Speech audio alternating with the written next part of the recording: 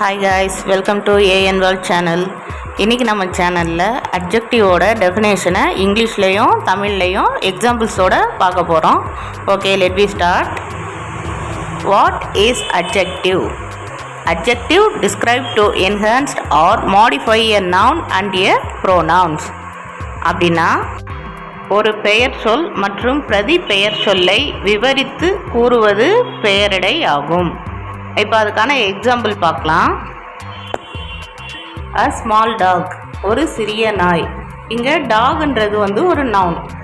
நாயோட சைஸை மென்ஷன் பண்ணி ஸ்மால்னு சொல்லியிருக்கோம். அந்த ஸ்மால்ன்ற வேர்டு ஒரு adjective. This coffee is good.